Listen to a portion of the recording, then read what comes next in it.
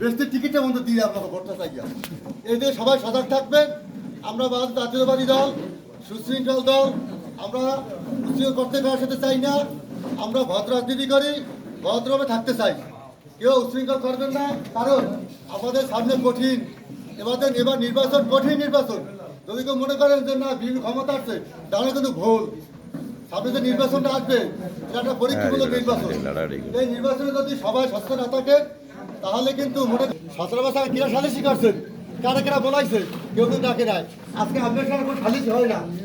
কেন হয় না? আজকের পর আপনার দলের পজিশন ভালো, দল ক্ষমতা যদি আপনাদের ডাকে, কিন্তু এটা আমাদের মাথায় রাখতে হবে যে আমার দল ভালো থাকলে আমি ভালো থাকবো। তাই দলকে কি ভালো রাখা যায় এই সবাই চেষ্টা করবেন। এইবার আমি শেষ করছি। আসসালামু আলাইকুম রহমতুল্লাহ।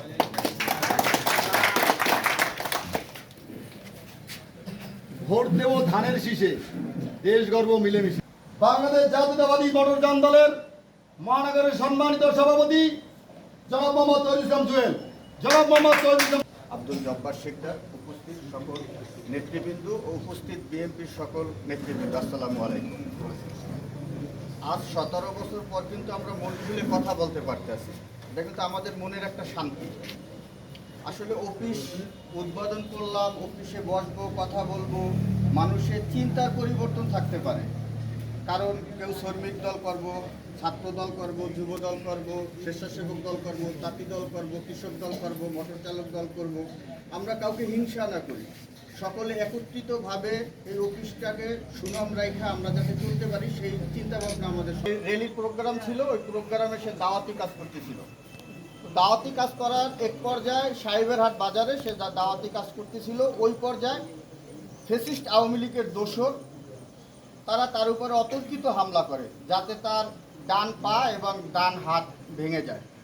তাৎক্ষণিক তাকে আপনাদের স্থানীয় সহযোগিতায় তাকে শেরেবাংলা মেডিকেল কলেজ হাসপাতালে নিয়ে যাওয়া হয় এবং তাহার ট্রিটমেন্ট চলে। বিগত 2 দিন হওয়ার পরও আপনাদের স্থানীয় বিএনপি আপনাদের যতটুকু করণীয় তা আমাদের দৃষ্টিগোচর হয়েছে। আমরা হয়তো বা ততটুকু আপনাদের কাছ থেকে পাইনি যেভাবে আশা করেছিলাম। তবে আমার একটা দাবি আপনাদের সকলের কাছে, যে ভবিষ্যতে যাতে এই ধরনের কোনো আলোচনা, কোনো ঝামেলা, কোনো হামলা যাতে না হয়, সেই সুযোগ সুবিধা আপনারা কেউ দিবেন না। আসলে দেখা যায় আমরা বিএনপি করি, আজকে দীর্ঘদিন যাবৎ হামলা মামলা শিকার হওয়ার পরও কিছু কিছু লোকের সাথে দেখা যায় যে আওয়ামী লীগের সাথে একটা তালমিল চলে, যাতে এই তালমিলটা না চলে। যার যার অবস্থান থেকে স্টেটভাবে কথা বলবেন। কারণ আসলে তো ভাই কষ্ট তো দীর্ঘদিন আমরা করছি, তারা তো সুখ করছে।